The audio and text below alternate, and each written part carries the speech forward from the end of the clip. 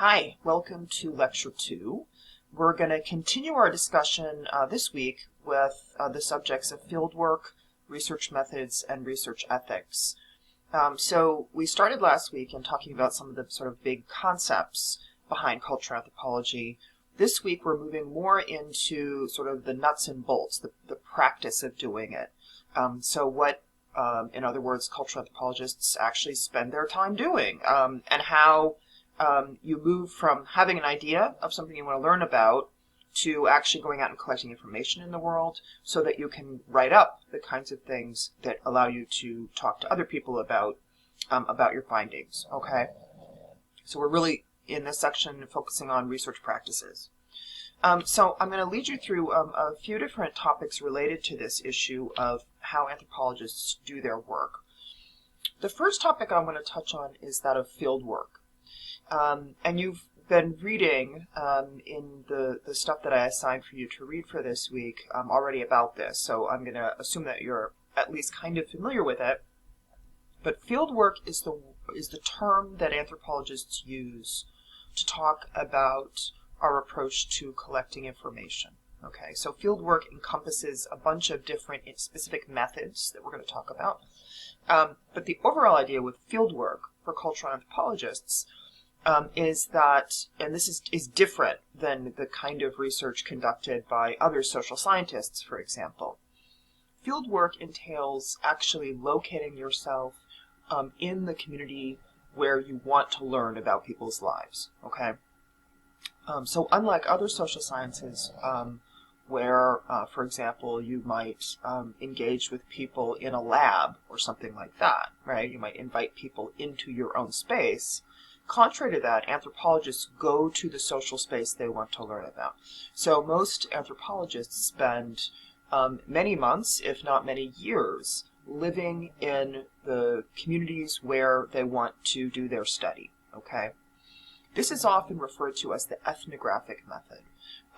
Doing an ethnographic study means embedding yourself, essentially, in a social world that you want to learn about, and attempting to learn about that world in a really holistic way, meaning from multiple perspectives, by directly engaging with it.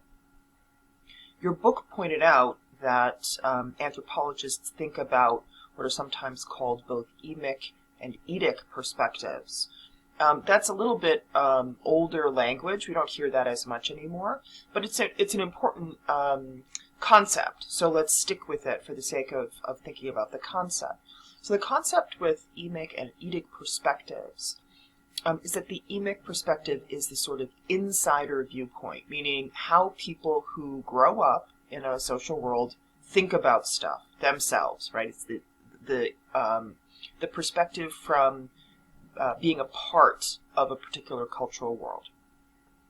The eidetic perspective, then, is sort of the perspective of a newcomer, somebody looking at that cultural world sort of from the outside. So anthropologists try to engage both of those perspectives.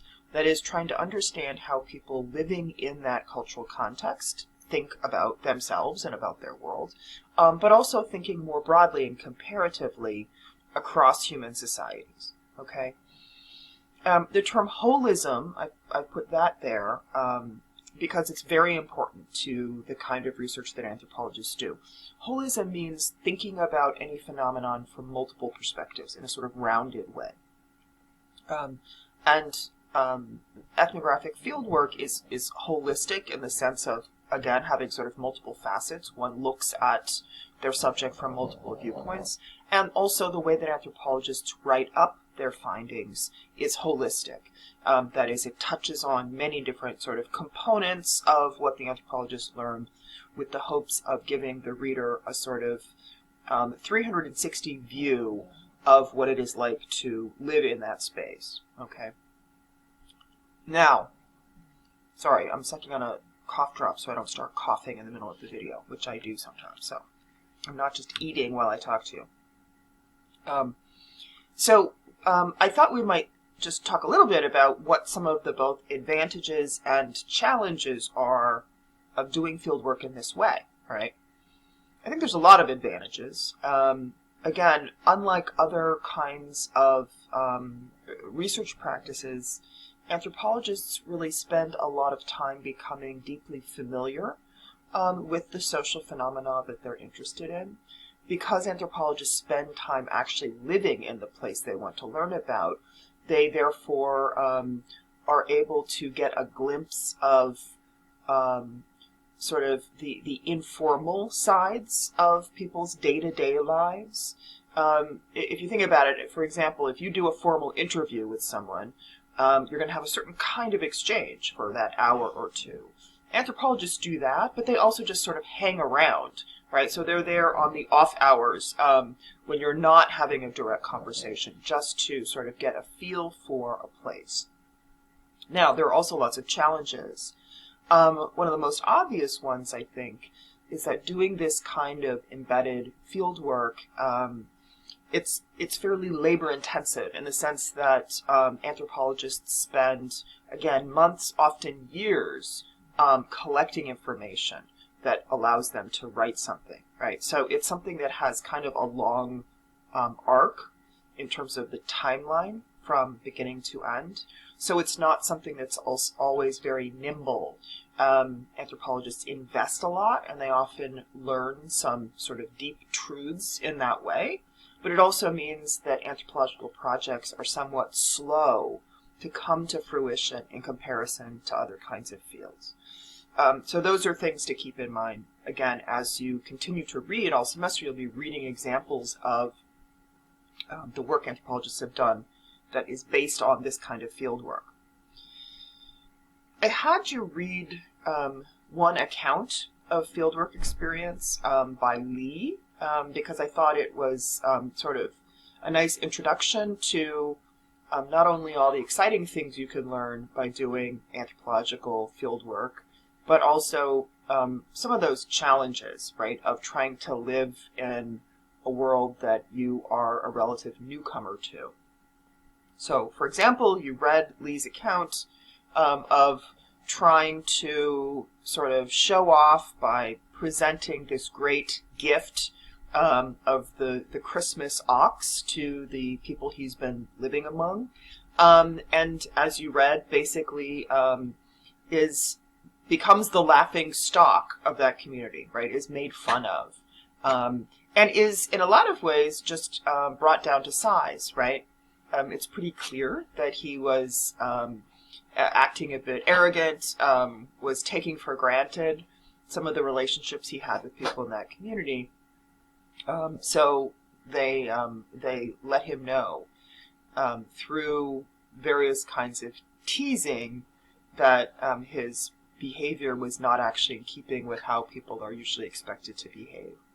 So the reason I think it's a good example of what fieldwork is like is that even if you have been living in a field site for a long time, as Lee had by the time this thing was written, he'd been living there for a couple of years. There's still such a sort of vast amount to know that when you're in a place that you did not yourself grow up, there's often all kinds of challenges and subtleties that one can miss. Luckily, the people you are living with will probably clue you in, although it might be a little bit embarrassing for you at times, if not very embarrassing. Most anthropologists have stories of embarrassing stuff that they accidentally did because they didn't quite understand something about what appropriate behavior was supposed to look like. Okay, so that's just a sort of really quick introduction to field work.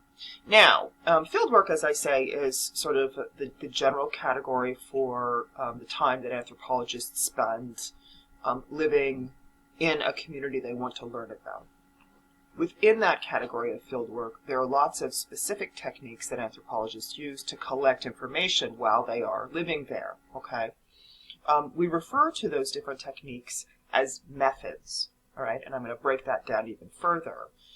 And the other key topic we need to talk about is that anytime anyone, anthropologists or others, do research, there's all kinds of ethical considerations that come up. So when we talk about methods, that is, what kinds of data collection techniques a researcher, in this case an anthropologist, is going to use, we also need to talk about what the ethical issues are that attach to those methods, and how we can do our best to do research in an ethical way. So when anthropologists do field work, they're drawing on multiple different research methods that they use in combination with one another, and they therefore also often have to deal with multiple different ethical issues. So let's talk about those methods. Cultural anthropology is a social science, and the vast majority of the work that cultural anthropologists do is qualitative in nature.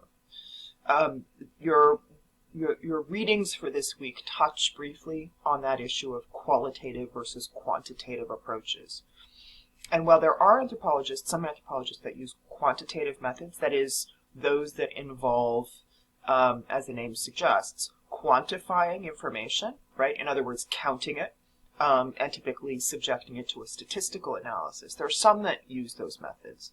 However, the vast majority of anthropologists and the vast majority of methods used by anthropologists are qualitative, meaning it's not about counting stuff, counting instances of things. It's about interpreting the information that you collect. And that information often comes in a narrative form, right? It's things like stories people tell you during interviews, okay? So things that are not readily counted. But if you hear stories from lots and lots of people, you can start to interpret some of the themes and some of the key points that emerged from those narratives. So these techniques, these methods then that I'm talking about, are by and large going to be used in a qualitative way, okay? So what are those methods? I've put together a list. This is not an exhaustive list, but a list of some of the most important ones. Observation is a key technique that anthropologists use. Sometimes that takes the form of what I'd call just observation, and sometimes it takes the form of what I'm calling here participant observation. And the distinction between the two is sort of what the name implies. Participant observation means observing something while also doing it, right? Being a part of it. Observation can also be done in a bit more of a detached way, where you're, say, sitting off on the sidelines and watching people do stuff. In participant observation, you would get up and do that thing with them, and also try to attend to what's happening such that you can record information about that experience. Interviews are another key research method, and interviews as a category are really just talking to people and collecting information through those conversations. So interviews can take a few different forms. There are more informal kinds of conversations that can count as interviews, right? And there are also more formal versions where you actually want to sit down with someone and talk to them about very specific issues. So we'll talk more about interviews a little bit later in this lecture, but various kinds of questioning of people and recording their answers is what we would put in that category of interviews. Surveys, the third method on my list here, is not dissimilar from interviews in that it also entails posing questions to people and recording their answers. But it takes a somewhat different form. Typically, surveys are more structured in the sense that they take the form of a written document that people either fill in themselves or someone poses the question and fills in their answers for them. But the point of a survey is to reach a much broader range of people and to maintain a greater sort of consistency in how the questioning is done. Okay, usually by means of a questionnaire, right? You probably filled some out yourself, received them in the mail, right? Often, consumer research surveys, questionnaires go out in the mail. So surveys are another kind of technique that anthropologists will sometimes use. Document analysis can include a lot of different things. I added this here particularly to note that lots of anthropologists are also interested in examining the historical context for whatever cultural phenomenon they're studying about. And a lot of times that will mean visiting historical archives or local government offices to look at documents that reflect various historical events in a particular area. So anthropologists will often look at that. Mapping is another technique, depending on the topic, of course, but being able to document the sort of physical layout of either a community or a region or even the plan for a house often can be very useful. Genealogies are used to chart out family relationships. Often family relationships are the basis for the society that you're working in, right? How people are related to one another, how power and wealth are passed among generations in a family. All of these are really important and central issues. So figuring out who is related to whom and how is often very important, and anthropologists spend time charting out families through genealogy. And finally, I just wanted to note on here photography and film. There are anthropologists who focus much more on those sort of visual elements of anthropology and, in fact, do things like make ethnographic films. But even anthropologists who primarily produce written work, right, articles or books, will often use photography and film just as a method, right, as a way of collecting information. You can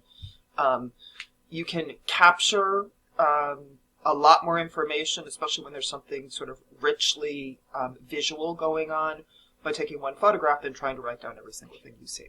So often anthropologists will use a combination of techniques to capture the visuals and also things like writing down notes. We've talked a little bit about qualitative and quantitative approaches already, right? And as I've said, most of cultural anthropology is qualitative, and these methods that I mentioned mostly fall into that category as well.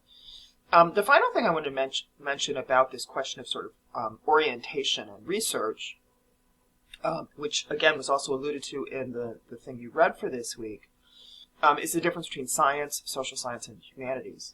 And again, although the broader field of anthropology, which we talked about in Lecture 1, includes some elements that fall very much into science, right, like biological anthropology, cultural anthropology is a social science, so it's really not using the scientific method.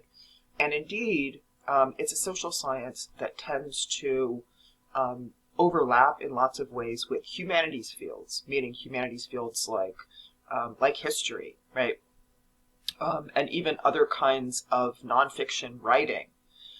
So anthropologists are at that sort of qualitative humanities end of the social sciences in terms of where we're located in that broader scheme. So I wanted to touch then a little bit on another of the things that you read for this week that I think both gives us an example of some of those research methods I've been describing in practice, right? Somebody using them. And also can be sort of a segue into talking a bit more about research ethics. And that's the Stirk article that you read. Stirk, of course, is a European anthropologist who conducted research about prostitution in American cities. Particularly, she worked in New York City and in Atlanta. And as you read, she utilized exactly some of those research methods that we've just been discussing. Certainly those of observation and interviewing. And you really get a sense, I think, from her article of what the ethnographic approach is like, in the sense of it being important to spend time with people during the day-to-day of their lives, during the sort of mundane activities of life. Stirk talks in particular about, because of the subject that she was working on, the importance of spending time around people to develop rapport. That's another really key part of doing anthropological fieldwork. You can't just randomly walk up to strangers and say, hey, I want to live here, and ask you a million questions. Or you can, but it may not go over very well, right? One needs to both introduce oneself and, as in any relationship, any friendship, it takes a bit of time to get to know someone, to get to trust someone. So because Stork was working with people who are doing something for a living that can get them into legal jeopardy, right? Something that is illegal. She had to very slowly earn trust of the women she wanted to interview. And that process of developing rapport meant engaging with the women's lives in various ways, right? Likewise, because of Stork's subject, there were lots of ethical challenges. As I said earlier, every research practice has ethical considerations attached to it. Something like Stork's project probably has more because of the fact that she has to be very careful about not, frankly, getting the people who are her informants in trouble, right, with the police. And also because there's certain risks of violence, right, to herself and to others. So she had to work very carefully to make sure that she was safeguarding the well-being of the people who were generous enough to work with her, and herself. Putting herself in danger would also be an ethical problem. So, again, this is a broader issue, but it's one that's just sort of highlighted by the nature of Stork's project. So let's talk then a little bit more about ethics in anthropological research. One place to start is looking at the ethics code of the major American anthropology professional organization. It's called the AAA, the American Anthropological Association. So like other professional organizations, it's sort of a clearinghouse for information and sort of policy making for all the people in that profession, for anthropologists. And the AAA has a statement on ethics that includes the major sort of ethical considerations that anthropologists as researchers are encouraged to take very seriously. So I thought we could just talk a little bit about these. And these are also touched on in your reading, okay? They're fairly straightforward in the sense that I don't think there's anything that we wouldn't expect. But I think the fact of having an ethics code like this in this professional organization underlines both the importance of ethics, but also the sort of challenge of taking something that is somewhat subjective and somewhat abstract and turning it into a code, right? So indeed, the fact that there's an ethics code is not the end of the conversation. It's really the beginning of the conversation, right? Because the fact is you have to make a lot of judgments and make a lot of decisions in your own work about whether you are indeed meeting the expectations for ethical research. So the first one is do no harm. And again, reflecting just on the example from Stork's research that we were just talking about, it's important for any anthropologist to understand what the risks are for anyone who might become involved in their project, and make sure that those risks are minimized as much as possible, and that they do not lead to harm on anyone's part, right? So it's, in other words, of course, not doing any direct harm, but making sure that you don't inadvertently or indirectly cause harm to other people. To be open and honest regarding your work. Unlike some other sort of investigating that we may see on TV or wherever else, anthropologists do not do undercover work, right? We've all seen those nighttime news shows where they, put a hidden camera on someone and then they, collect footage and information about something without people knowing that they're being filmed or investigated. That may have a place in certain areas. Anthropologists consider that to be an unethical approach to research. So one would never just show up in a community and just start asking questions or present themselves as being someone that they are not. The anthropologist announces themselves and what their intentions are from the beginning, so that people can make a good decision about whether indeed they want to be a part of a study, okay? Which leads to the third point on this ethics code, which is to obtain informed consent. I'm sure you're probably familiar with the notion of informed consent, Any research typically will require that participants grant informed consent before anything proceeds. Medical procedures always have informed consent. You've probably had to sign an informed consent at some point in your life. Informed consent is just what it sounds like. So it suggests that first, people need to be informed. They need to understand basically what they're participating in. So they need to know what kind of a study you're doing, why you're doing it, how much time it's going to take from them, what you're going to do with the results, etc., etc. They need to be informed. And then, having received that information, they need to explicitly say, yes, I agree to participate, right? So anthropologists will sometimes use an actual informed consent form that people sign. Lots of anthropologists work in contexts where people are non-literate, so you cannot necessarily give somebody a sheet of paper and say, here, read this and sign it.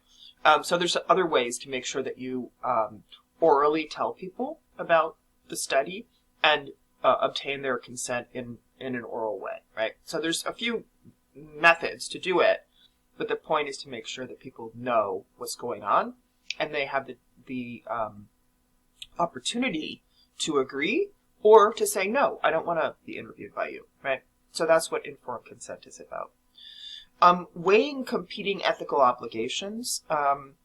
This one, again, speaks to the messiness of research ethics. The fact is, there will be varying people that one will engage with during field work who may have, different desires in terms of involvement in a study.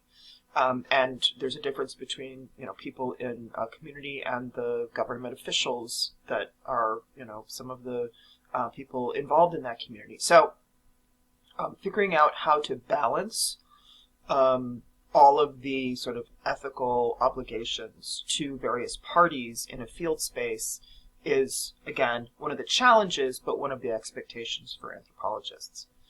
Number 5 is make your results accessible. This is also important for even after doing the research, when you've actually written something up and are going to publish it. Making sure that people in the community where you worked are able to see those papers or to hear about those results. Protecting and preserving records. This goes again to issues of confidentiality. Part of informed consent is making sure that people's well-being is safeguarded in terms of their information and things they say not being released to other people if they do not want them to be. Okay? So guarding your records, in other words, that may say who said what, right, is extremely important. Even fairly mundane interviews, if a political situation changes 5 years later, what people said in an interview could suddenly be a liability for them. So maintaining that confidentiality is extremely important. And finally, maintaining respectful and ethical professional relationships. As an anthropologist, one, again, deals with not only community members who you may be living with or learning from, but also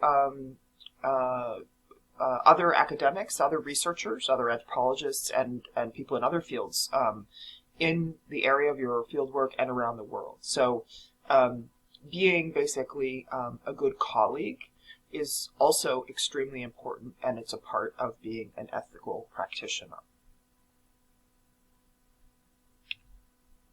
Okay, so I wanted to get a little bit more into sort of the nitty-gritty of how you all are going to apply this information that I've given you about research methods to the methods paper. And for that paper, you're going to be engaging in 2 of the methods I've just described, observation and interviewing, okay? We've already talked a little bit about these, so let me give you a little bit more information. Observation, as I said, can either be conducted as a sort of detached bystander or as a participant in an activity. If you want to think about that for a second and sort of the pros and cons of whether observing or participant observing is the best way to go, think of it this way. If you were trying to learn about a particular sport, right, let's say football, right, American football, For observation, imagine that you are sitting in the stands watching a football game. And think about, from that position up in the stands, if you didn't know anything about the game, from that position sitting up in the stands, what could you learn about football, right? Now, think about the same project. You're trying to learn about American football. Now imagine that you're on the field, all suited up. You're a player on one of the teams, right? What could you learn from that vantage point about the game? And you can already start to imagine, right? If you're sitting up in the stands, you get a different sort of, almost like a bird's eye view of the strategies involved in the game. If you're down on the field, you'll get much more of a sense of the sort of physical exertion that it requires. You'd get to hear the sort of conversation among players down on the field, right? So those are the two forms of observation we're talking about. Both are important. If you were doing a bigger project, you'd probably do some of each, right? But that's sort of, in a nutshell, the difference between observation and participant observation. Both kinds of observation, the main way that one is going to record what you do as an observer is through field notes. That's typically what we call them, field notes, which just means that while you are doing your observing, you're going to make a point of jotting down, right? If you're, depending on where you are and what you have access to, either literally scribbling stuff down in a notebook or typing stuff into your phone or into a laptop or whatever, right? Keeping a sort of running, a running set of notes about what you're seeing, right? Seeing and observing. That's the main product that comes out of the observation process. You can, as I suggested before, also do stuff like take some photos or take some videos. But neither of those, and those are a great addition, but neither of those is a substitute for notes. So you should plan on for the observing you're going to be doing for this assignment to be doing some note-taking. Those notes are going to be really important. It's especially important, I'd say, to take notes in real time, too. We all think we're going to remember a lot after we do something and then go write it down. But if you've ever had the experience of taking notes in the moment versus taking notes even an hour later, you'll know that a lot is lost, right? Little things that you would never have remembered, you will capture if you do it in the moment. So good note-taking in the moment is crucial. The other method, interviewing, again, we've already talked about a little bit, can take a few different forms. The kind of interviewing I'm going to be asking you to do for this paper is unstructured interviews, okay?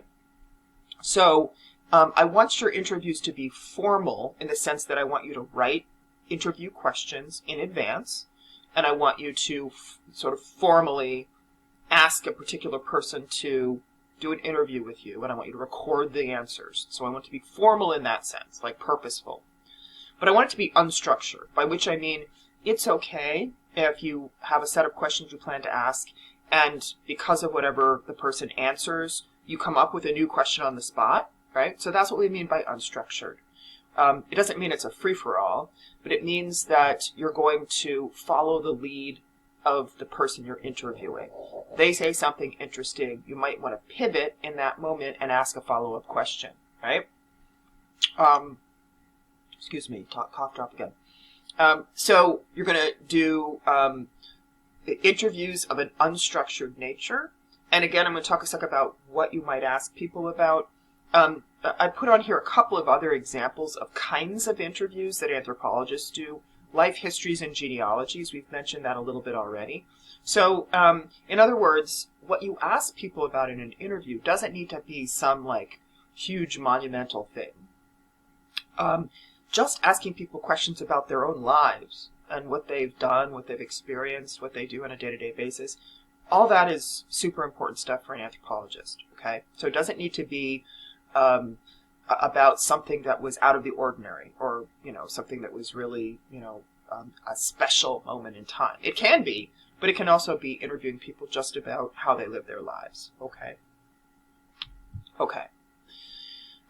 So, you know, sort of to cap off the end of, since we're talking about research practices, to cap off the sort of end of that arc, what anthropologists ultimately do is to write up all the things they learn through that set of research practices. And that final result is called an ethnography. So, for example, you guys are going to read a book in this class called Labor and Legality, which is an ethnography. It's the sort of the research product. It's what the once the anthropologist sort of collects all that information and processes it and analyzes it and puts it all together into the form of a piece of writing, that's called an ethnography. And I want to point out a couple of really important characteristics of ethnographic writing. One is multivocality. What that means is ethnography or ethnographic writing often attempts to provide space for multiple voices, okay? So in other words, it's not a piece of writing that's just from the viewpoint of the anthropologist. It's not just the anthropologist's voice. It does include the anthropologist's voice, but the best ethnographic writing also includes the voices of lots of other people from the field site, right? This is one of the reasons, as you'll see, as you continue reading for this course, that a lot of anthropological writing includes lots of direct quotes from interviewees, from people in the field, right? So that you hear the voices of people other than the anthropologist. It's not this one perspective. It's a piece of writing that attempts to sort of bring together and bring into conversation with one another multiple perspectives, multiple voices, okay? So that's the first thing. The second thing is the notion of reflexivity. Ethnographic writing is also often reflexive. And what that means is that because of the way that cultural anthropology research is done, because the anthropologist goes into the field, basically the anthropologist is sort of part of the social world that they are studying. So one of the things that anthropologists have decided because of that is that it's important for anthropologists to essentially reflect on their own presence in what we write, right? So in other words, you wouldn't just pretend like you were an invisible observer, right? And say, oh, people did this, people did that. Instead, you'd say, well, I walked into the room as an anthropologist, and people said, hey, who's that? And then I had these conversations where I learned X, Y, and Z, right? The idea with reflexivity is that it's important to essentially be transparent, be honest about the anthropologist's presence and role in what they learn, okay? So this means that you will often see in the stuff that you read that you learn something about who the anthropologist is, right? And how the anthropologist was perceived by people in that field site. The way the anthropologist related to the people he or she was working with, right? And all of that, again, is not an accident, and it's not just a quirk of the writing style. It's considered an important part of the nature of the research experience and research practice for this discipline, okay? And I want you to keep those two things in mind, multivocality and reflexivity, as you do your own projects for this class, okay? Because I think those are going to be really important tools for you to use in writing up your own experiences, doing some of this research activity and reflecting on what happened and what you learned, okay?